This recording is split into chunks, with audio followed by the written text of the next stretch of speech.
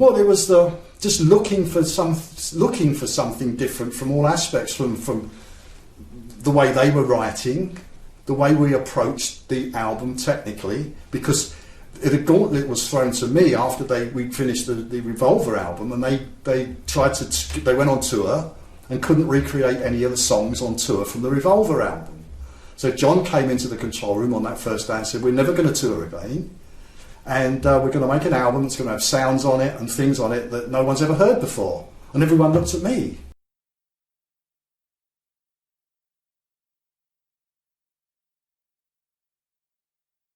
They could do whatever they wanted. I mean, it was a meeting of the right people. Geoff was an engineer that wanted to try things. There was no budget, there was no time period, there was no deadline for it to be finished. So it really was a carte blanche. You know, we could have a 40-piece orchestra, we could do anything we wanted. And until everybody was happy, it wasn't finished. And it had never been like that. And no other artist ever had that.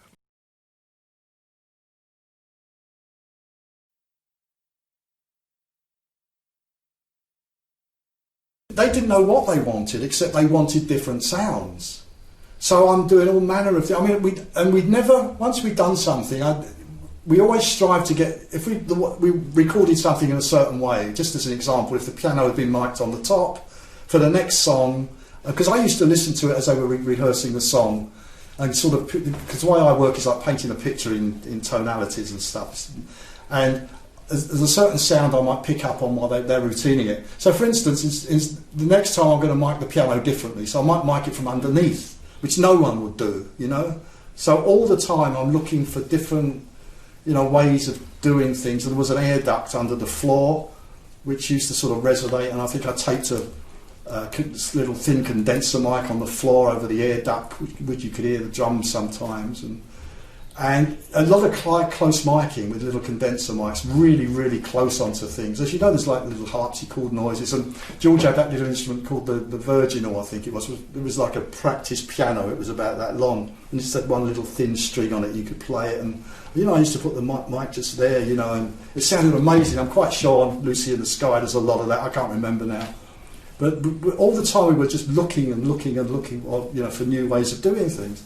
The saving grace for me was something I've worked with on the Revolver album, which was the Fairchild 660 limiter, where that drum sound came from, where the whole drum kit went through that limiter, and it really gave a pounding, punchy sound. So guitars went through that, vocals definitely went through the Fairchild 660. So that was that made things sound really great, you know, so that was a big helping hand, you know.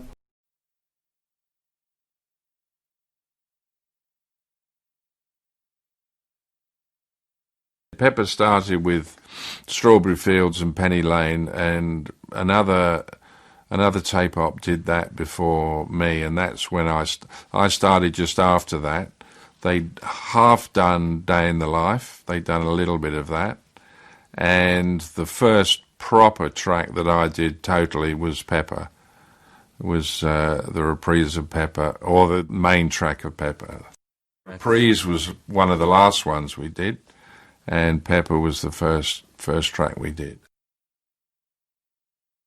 Strawberry Fields and Penny Lane were going to go on with the intention. It didn't have a title at that time. It was going to be a collection of songs and tracks, you know, to make this album. So it eventually became Sgt. Pepper. It didn't start off as Sgt. Pepper. So Strawberry Fields was the first track we started to record, and it was lost as a single because EMI were desperate for a single.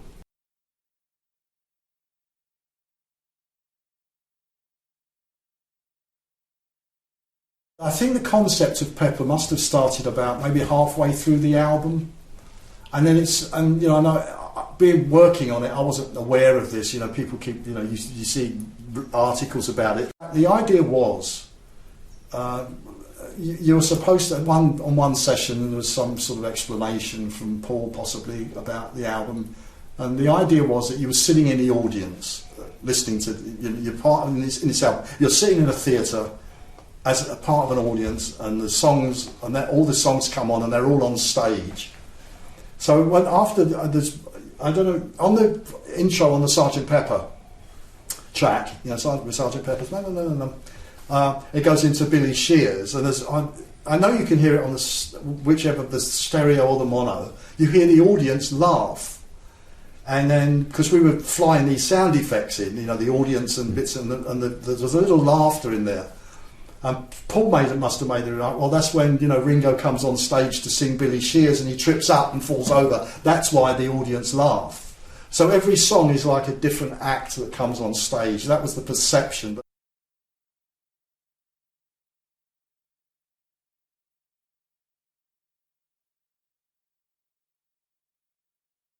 I can remember once Day in the Life was finished, everybody felt very proud of it.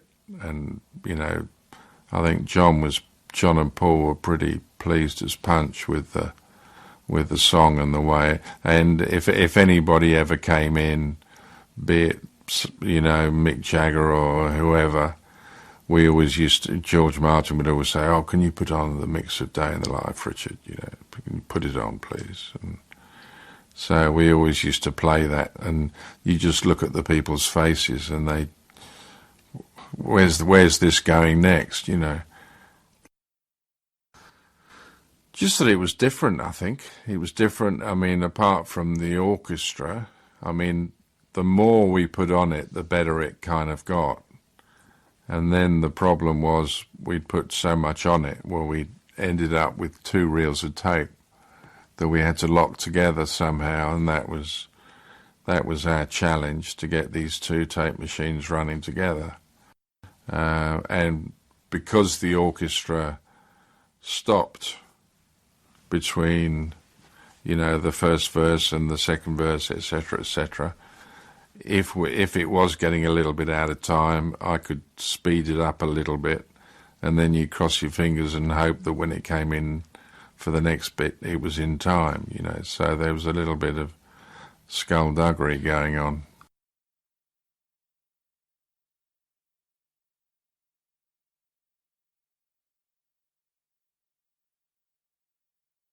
Richard was the master of the you know, automatic double tracking. He really was. I mean, well, it was a little bit complicated, but it started off, first of all, that John was getting lazy, and he wanted, although both he and Paul were incredible at double tracking their voices. They could do just one pass against the first pass to get that texture, and it was spot on with the first pass, you know. And then John was getting lazy, from what I remember. He said, "Oh, I'm fed up. Why have I got to sing it again? Why haven't you got a machine that can do it?" So then it was Ken Townsend at EMI came up with the idea that what we would do, we could only do it when we were mixing or doing a 4-track to 4-track. So there was a thing on the multi-track machine or the 4-track machine called a sync head, which gave you the signal before the replay head. So that signal from the sync head went into a tape machine, which was on vari speed that Richard controlled. So it was a copy of the vocal, but it was being copied before you heard it on the replay, normal replay. So you could either advance it or retard it. So if you got it spot on, it would probably phase itself. And the power supply was quite big into this tape machine that had the copy of the voice in.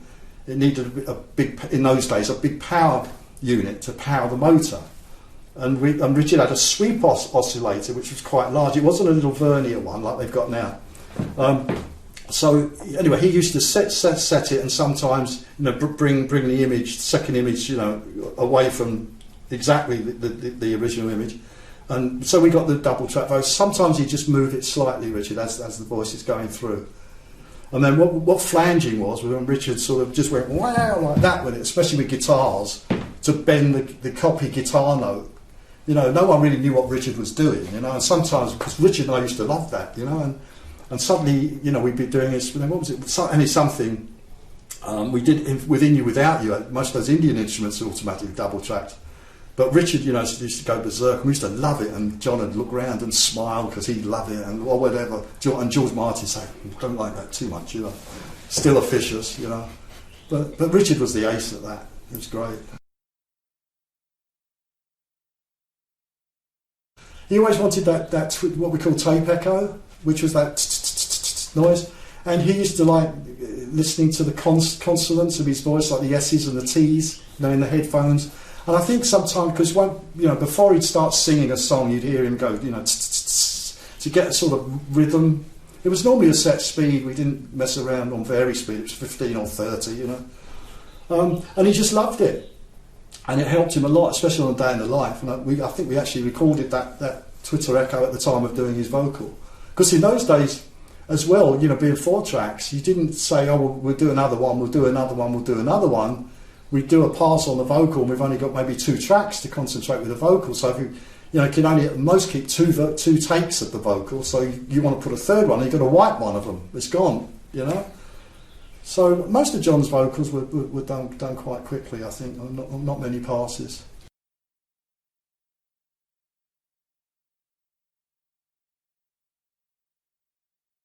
The first time I heard it, you know, John was playing the song to George Martin in the studio, and I went up the stairs to tell Richard, you know, wait till you hear this, it's unbelievable, and feeling the emotion from the way he was singing the song.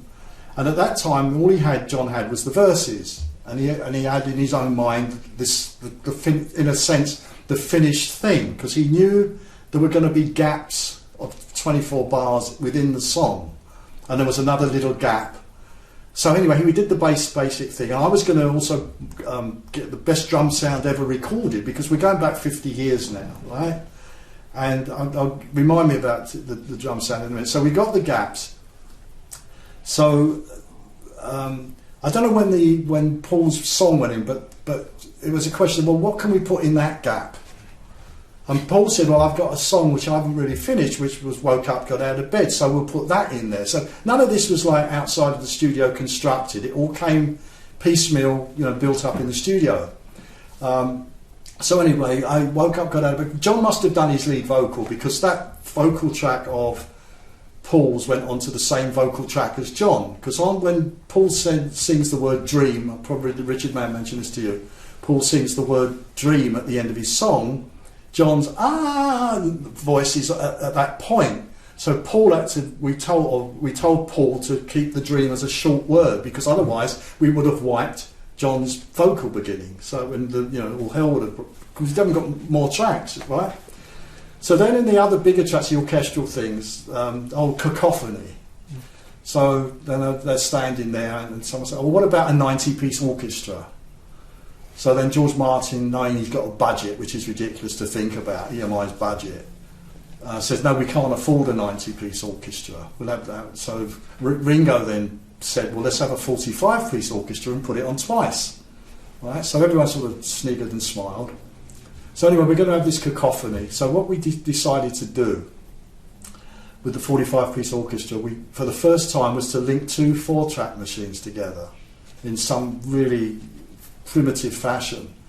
So the first orchestral take was put onto track 4 of the first 4-track, which made it completely in sync with the rhythm and the because that was everything was else apart from the orchestra was finished on that tape, because all our finished sounds were always recorded onto the tape. We didn't do a lot afterwards on the mix. They were always finished as they were recorded. So we then had put on a second machine with another 4 tracks. And no one told the orchestra, because it was, well, if you'd have told the orchestra you were doing that, you would have had to have paid them extra money. But eventually they found out, and they were actually paid.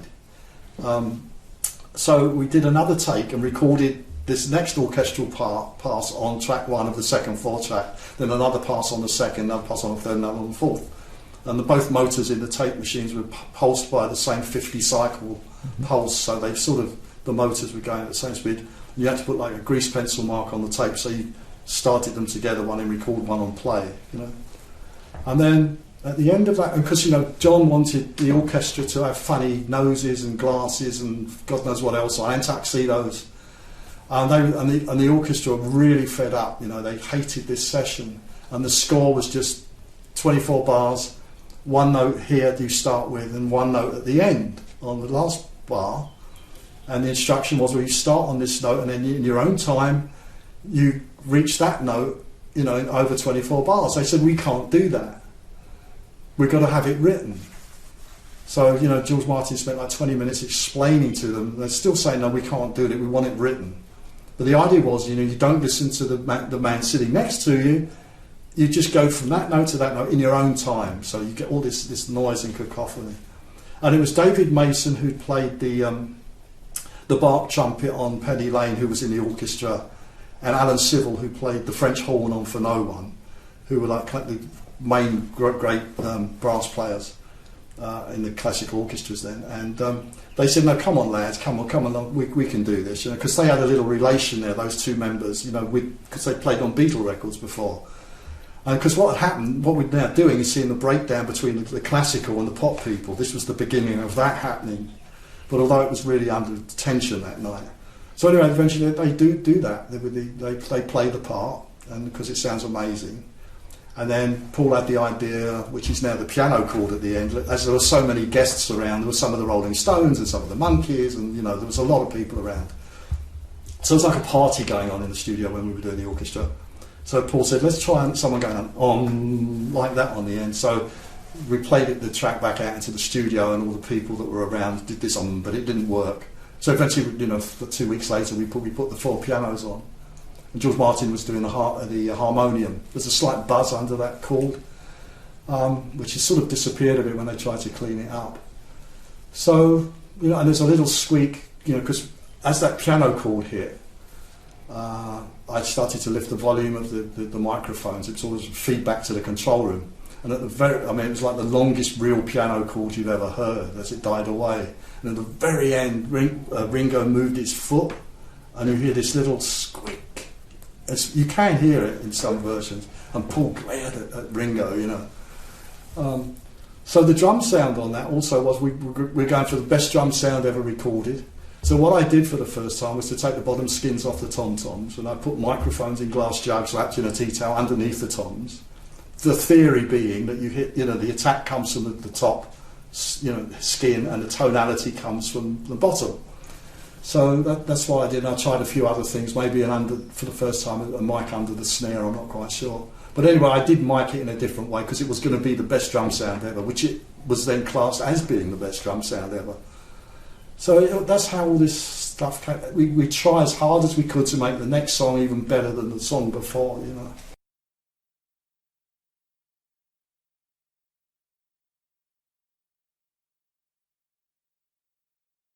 Great song, great bass, and the vocal we did. Every time I think of that song, I think of Ringo standing there in number 2 on the microphone with John and Paul. John and Paul standing next to him, sort of conducting him and egging him on, and thumbs up and come on.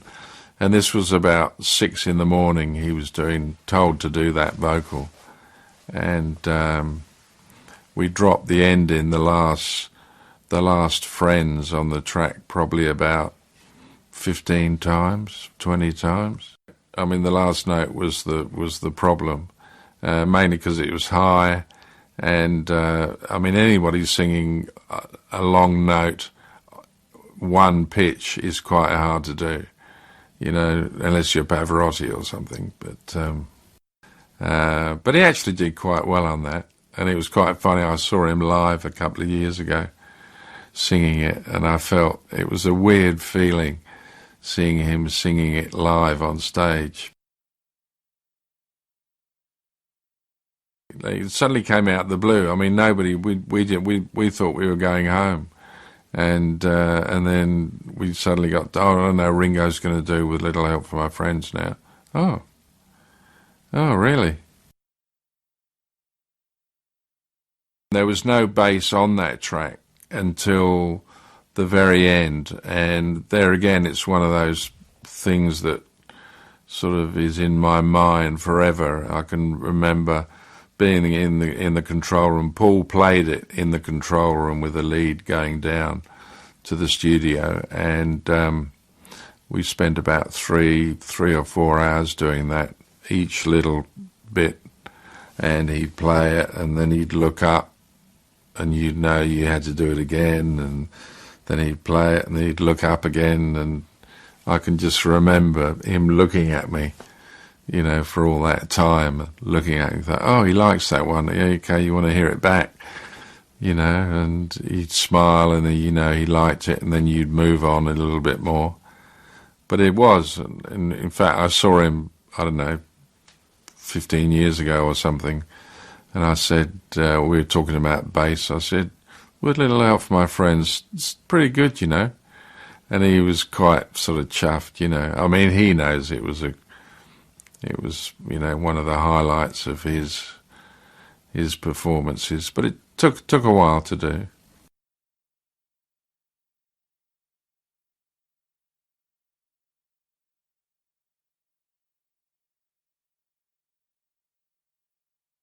Lucy was, I mean, that was a prime example of flanging, whatever one would call it, double tracking, and I can still hear George Martin shouting out the note, because I used to send it from the 4 tracks on my tape machine.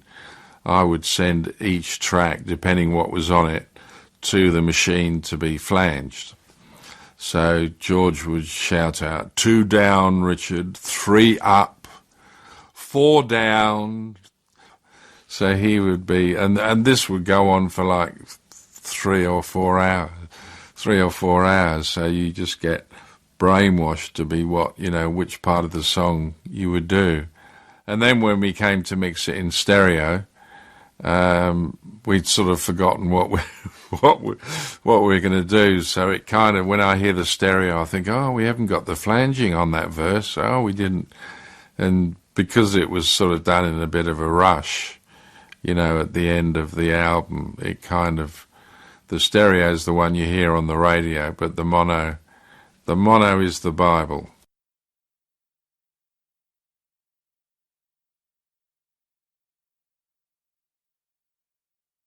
John had a vision of this thing, it was very technicolor, and, we've got to capture that. George Martin, this is your job. What do we do? And George had a bit of a think about it, and we did the basic backing track. We had Ringo, George Martin played harmonium, and it went on sort of forever. And the harmonium, for those people that don't know what it is, it's actually a pipe organ, and you have 2 pedals that you have to keep going. So you're pedaling this thing like a bicycle with your feet to get any sound. Otherwise, nothing comes out. So that pushes the bellows. So George Martin was playing that, and he got so, I mean, this was like 2 in the morning or something, and I can just see him lying on the floor with his he was just so knackered. And then we ended up with Mal, the roadie, then sort of was lying on the floor face down, pushing these pedals with his hands. So it was quite interesting. George was sitting at the keyboard, and Mal was sort of underneath his legs, just pushing these pedals, God bless him. Mal and Neil, the two foot soldiers that were there all the time for them.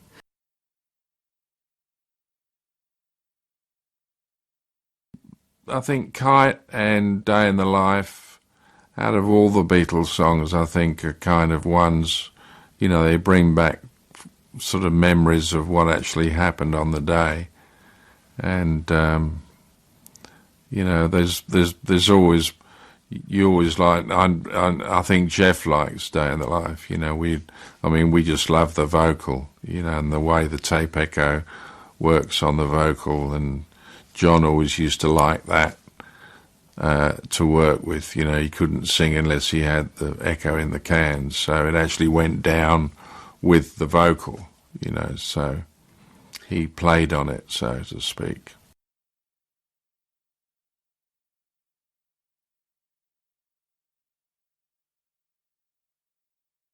We had a lot of fun recording that, especially mixing it. We sort of put a lot of flanging on his sitar, and I think it was quite adventurous for its time, and the strings.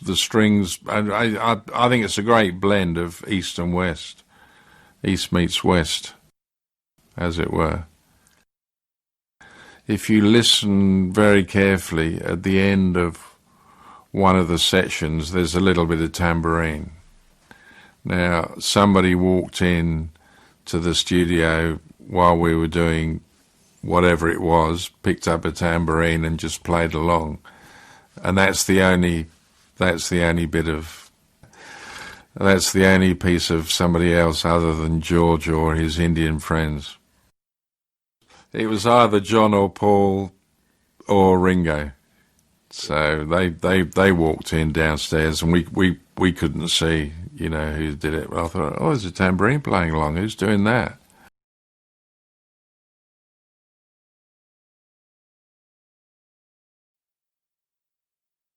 Lovely Rita, mate, right?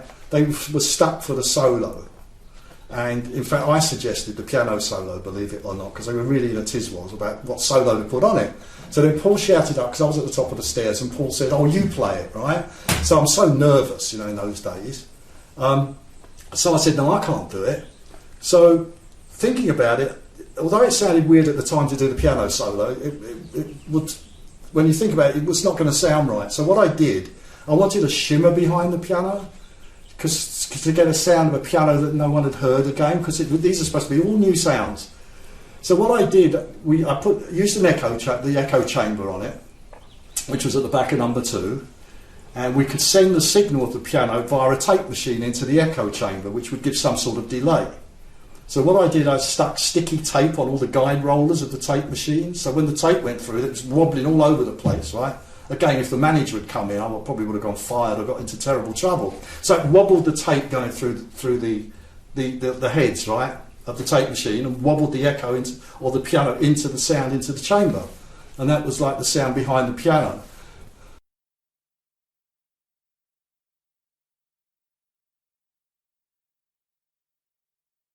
Sometimes he gets overlooked because, we had like his little drum booth, and as I said earlier, we keep changing the rhythm of the songs.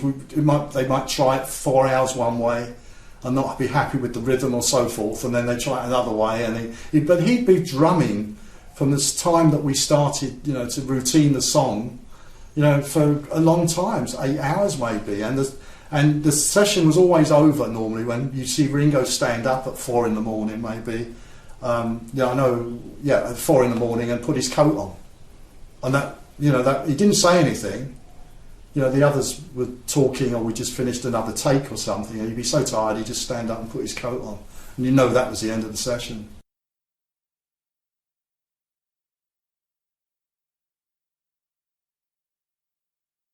The reprise I remember fondly, because it was just one of those special nights when they were playing great. They were all there together, which didn't always happen.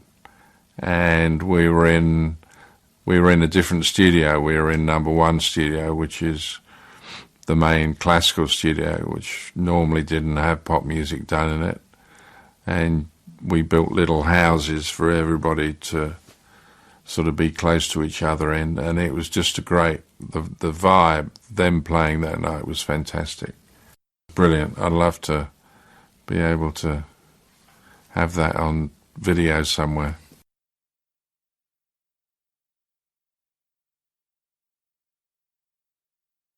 It was mono right up until it was nearly finished, and then somebody from EMI, because all pop music all came out in mono, classical music was out in stereo, and then somebody said, oh, we're going to bring Pepper out in stereo, and there was a lot of sort of grunting and groaning, and oh God, we've got to mix it all again.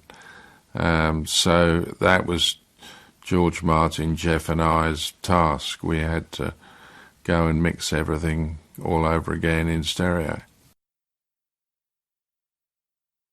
I had notes with speeds of tape machines and things like that written on a bit of paper, but there were some things that sort of didn't get done as well as they were on the mono. So the mono is the only one to listen to, ever.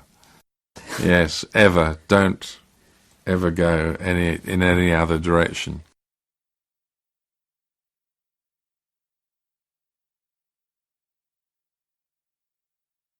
Richard and I set up a rough monitor mix that night after the session, and the control room, it was #1 studio in Abbey Road, or EMI as it was there, and I keep saying that. So a few of the, everyone was just trying to cram in there, a lot of the guests that had been asked, and Richard and I sort of set it up, and we played it back, and it was like going from square black and white film into CinemaScope Technicolor, although it was just mono, and there was absolute silence at the end of it. Again, no one had ever heard anything like it in their lives. And Ron Richards was sitting down here by the side of the mixing console, and Ron was the producer of the Hollies. And Ron had his head in his hands, and he said, "I'm going to give the business up." He said, "There's no way I could ever get anywhere near this, And he was really down. Wow. But no, it was, you had to, I know it's easy to say what it was like, but you had to experience being there the night we played that rough monitor mix back. It was just incredible.